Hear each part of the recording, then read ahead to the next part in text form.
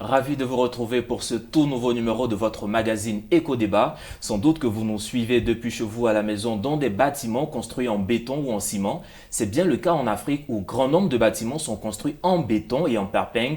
Ces techniques de construction très énergivores sont peu pertinentes dans ces climats tropicaux. En tout cas, c'est ce que disent certains experts car ils véhiculent rapidement de la chaleur et sont onéreux. Une alternative à l'emploi de ces matériaux consiste donc à utiliser des matériaux locaux tels que la terre crue et les végétaux, le tifa et la paille par exemple. Surtout qu'on parle beaucoup ces dernières années de développement durable et d'écologie. Est-ce qu'on peut dire que c'est une alternative crédible? Les coûts de la construction avec ces matériaux sont-ils aussi abordables qu'on veut le faire croire? Pour en parler, je reçois pour vous Madame Nobu Marina. Vous êtes directrice générale de OL International. Merci d'être avec nous. Merci Stéphane. Et Bonjour avec chers vous, tous. merci. Et avec vous dans ce studio, Madame Biwele Elsa Valencia, vous êtes architecte. Merci d'être avec nous. Merci beaucoup, merci de m'avoir ici, merci. Bonjour à tous.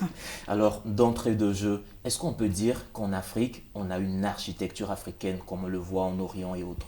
Oui, bien sûr, on a une architecture qui est typique à l'Afrique et selon les ethnies.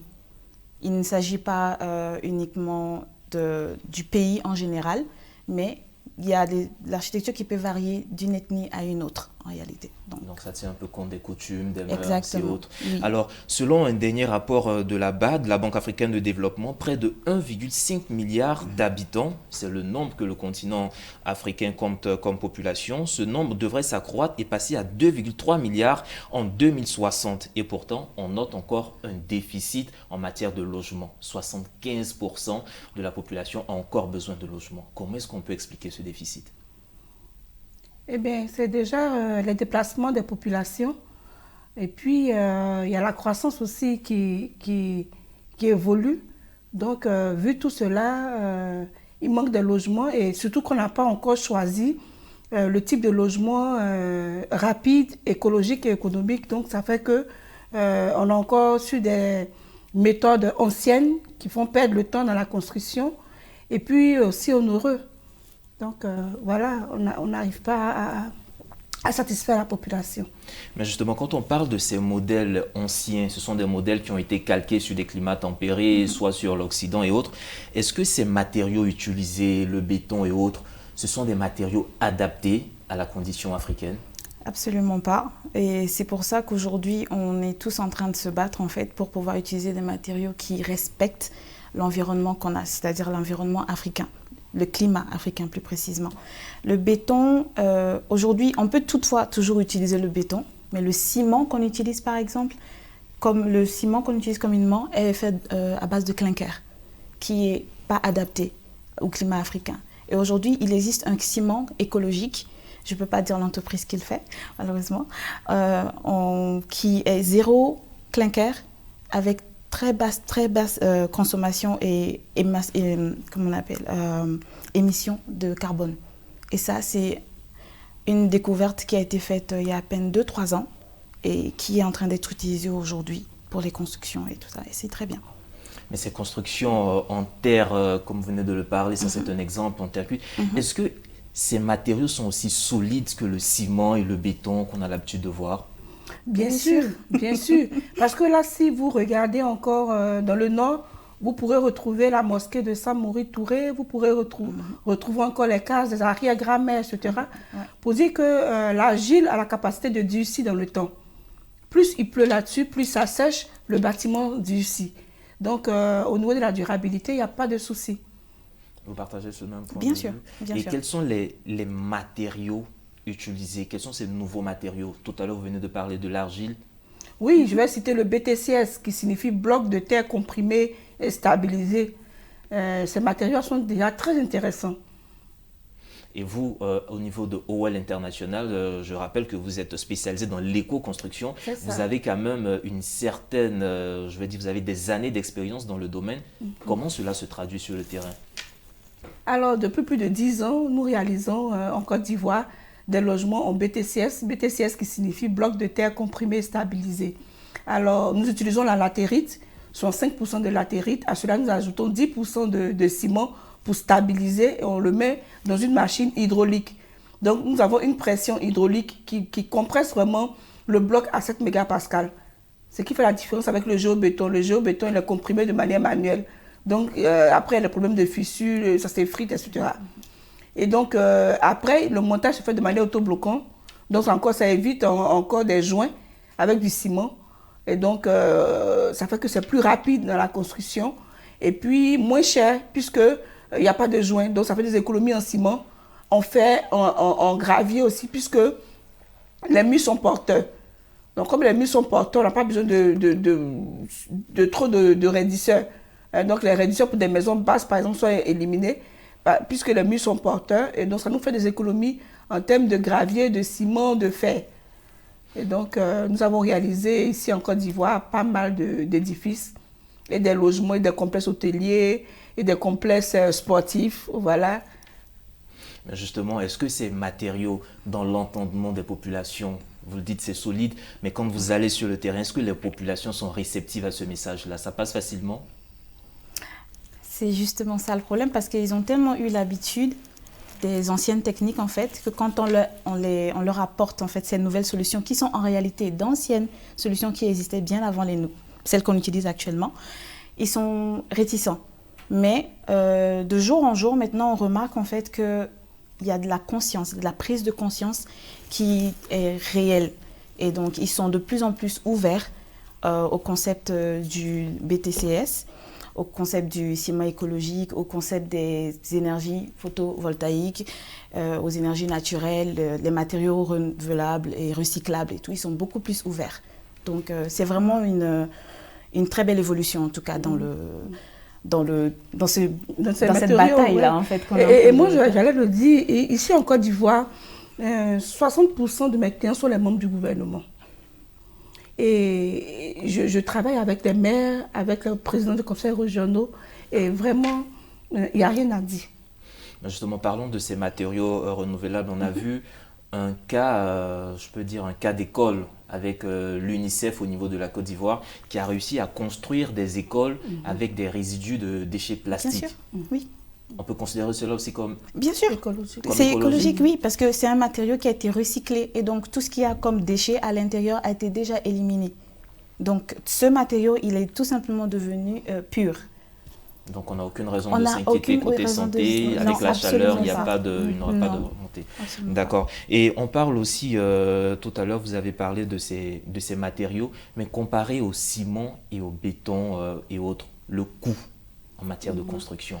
Parce qu'on a vu au niveau de l'Afrique, tout le monde, ces dernières années, l'économie, l'énergie solaire, et on voit que pour installer l'énergie solaire, le coût est relativement fort, même si avec le temps, on l'amortit, au niveau des constructions écologiques.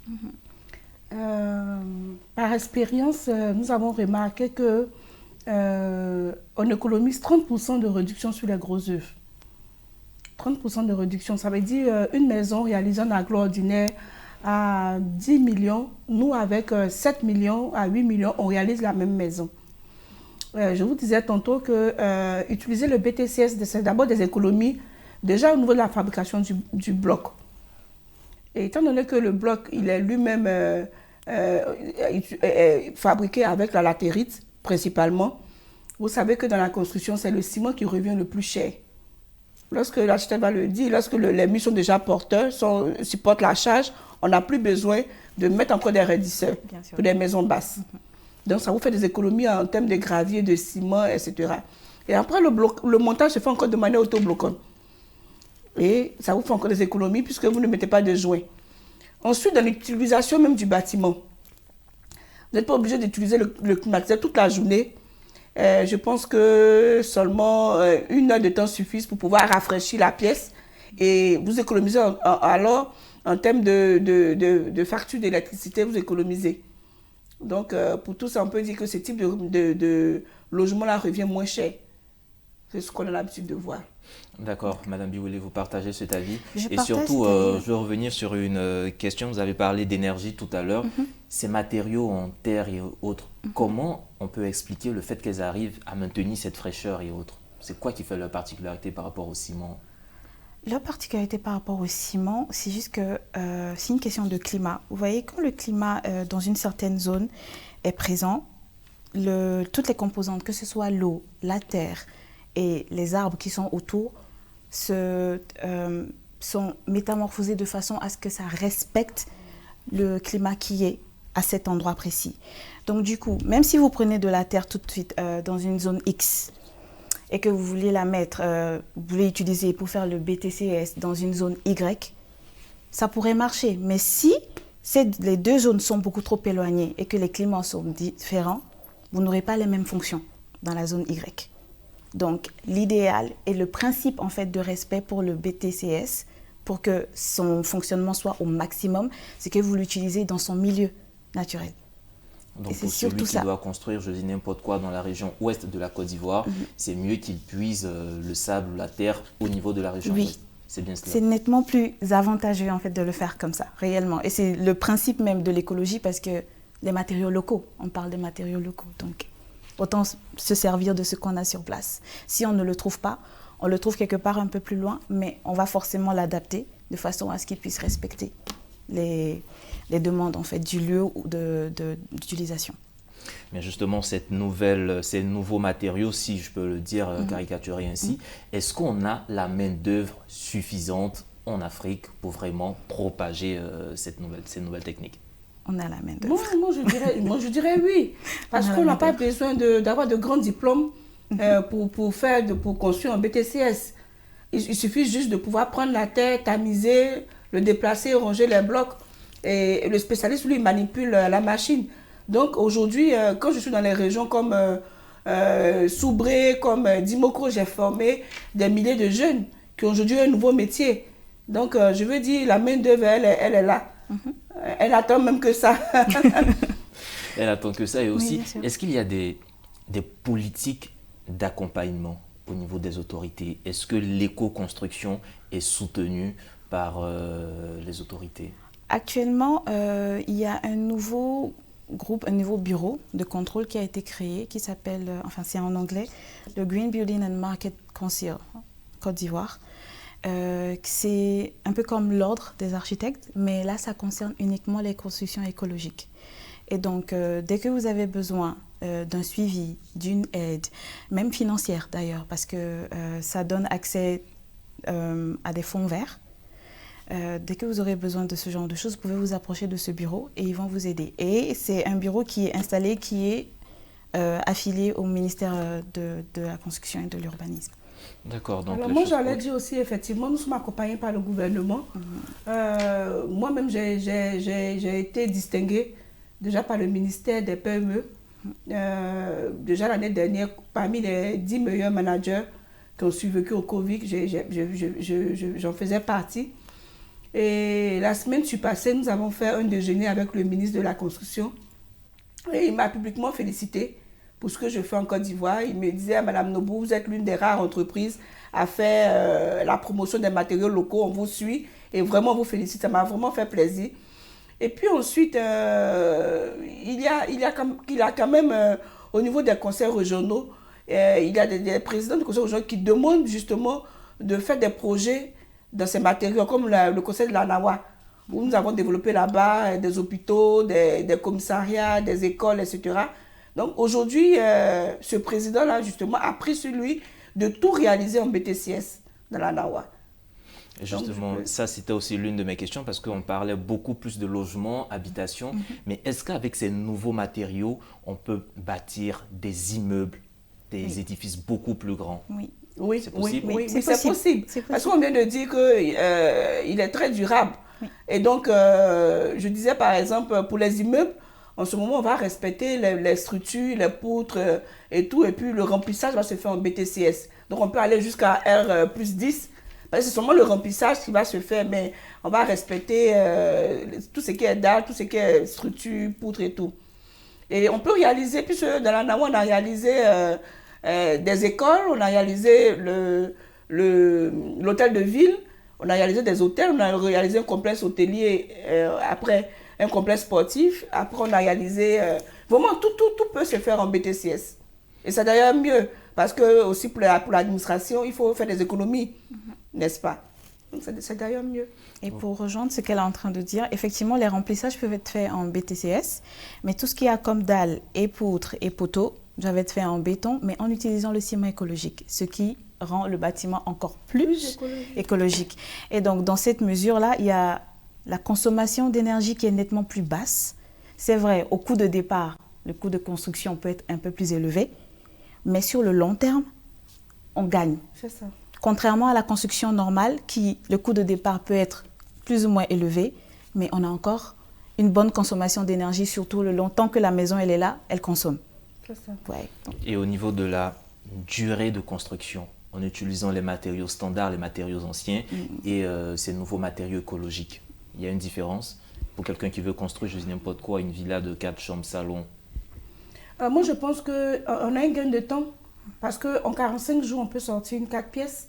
Là, j'ai un défi de faire près de 120 maisons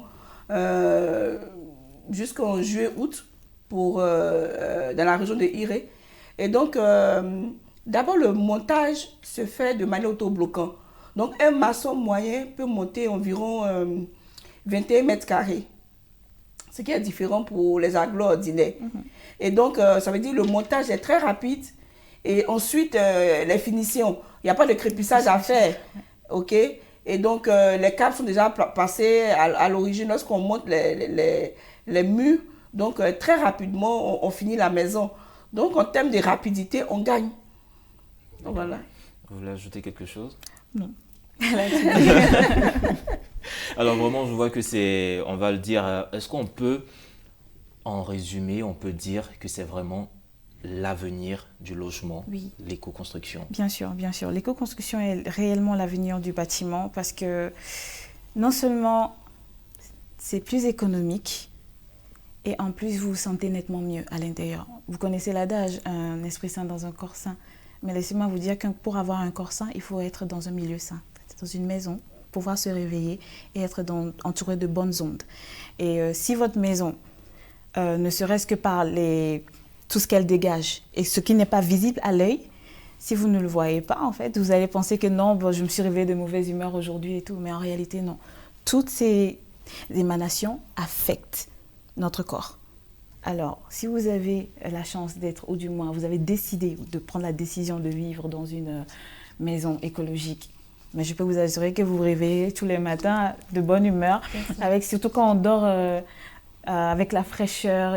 Franchement, c'est bien. Vous allez réellement, je pense que l'architecture écologique et la construction éco est vraiment le futur.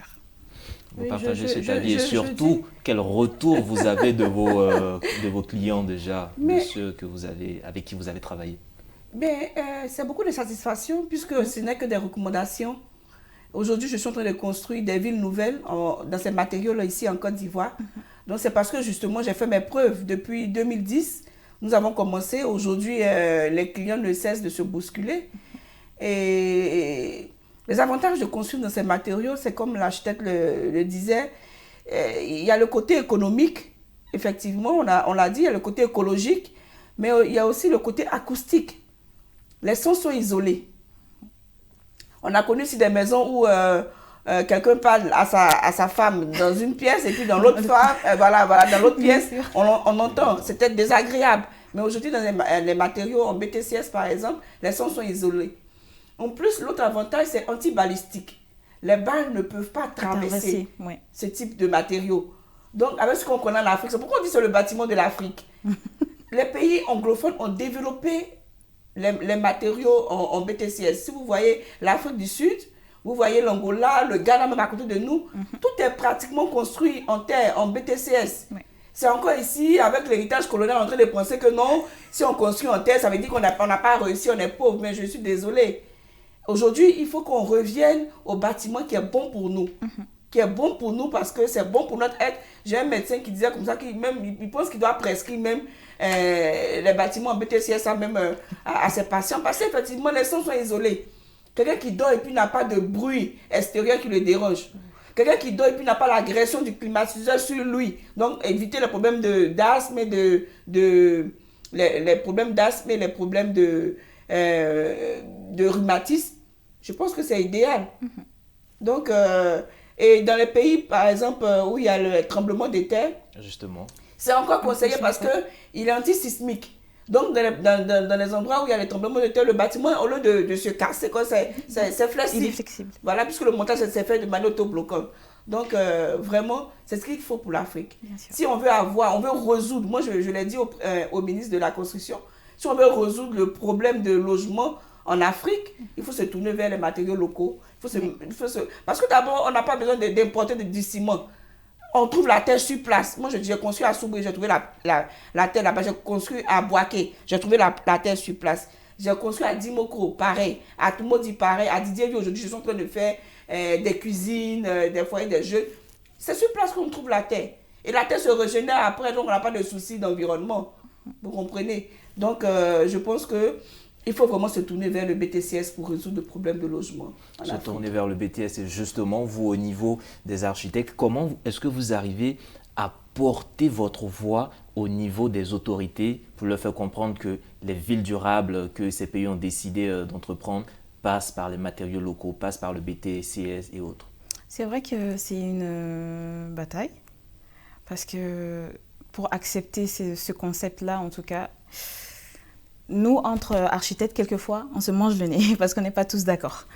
Mais on a réellement réussi à convaincre, ne serait-ce que le gouvernement ici, mais tout comme elle l'a dit, le Ghana, toute l'Afrique du Sud, l'Afrique subsaharienne, et l'Afrique du Sud, l'Angola, le Kenya, j'ai fait des projets là-bas, et que les gouvernements ont accompagné avec ferveur.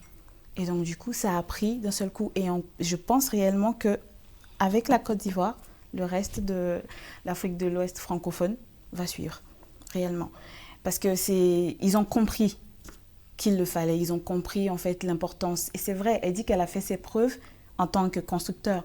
Mais le matériau en lui-même aussi a fait ses preuves. Donc, là, maintenant, ils comprennent exactement. Et dans le cas où...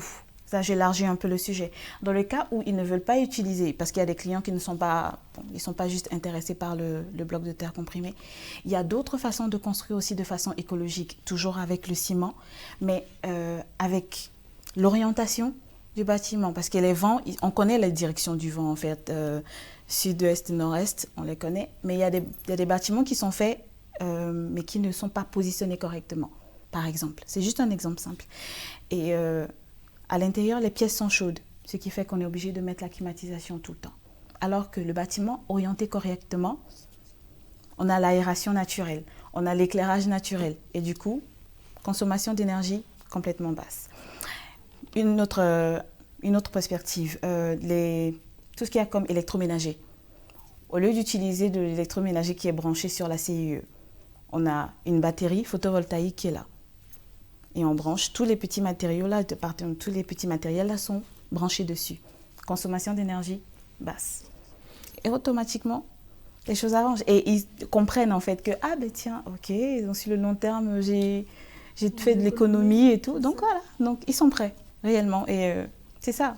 Construction écologique, je vous assure, c'est la tranquillité d'esprit, vous avez la rapidité d'exécution, vous avez l'économie, parce que vos poches, elles sont en sécurité sur le long terme, et vous êtes bien mentalement aussi.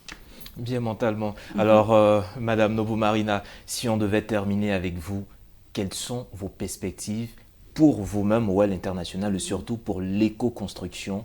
Qu'est-ce que vous souhaitez voir se développer pour que l'éco-construction prospère en Afrique? C'est déjà lancer des promotions immobilières. Là, j'ai fait des conventions avec des médecins, avec des fonctionnaires et tout. C'est déjà mettre à disposition de la population des maisons déjà toutes faites. C'est ça mon objectif. Et donc, puis après, insister un peu plus dans la communication. Voilà, et essayer de faire comprendre aux populations que c'est ce qui est bon pour eux. C'est ce qui est bon pour eux, donc on peut le dire. Appelez aussi les investisseurs, hein, je vais dire, parce qu'il faut qu'ils croient en Afrique, il y a du potentiel. Voilà, ils peuvent venir investir dans les logements écologiques en Afrique. Donc, faire un appel aussi aux investisseurs.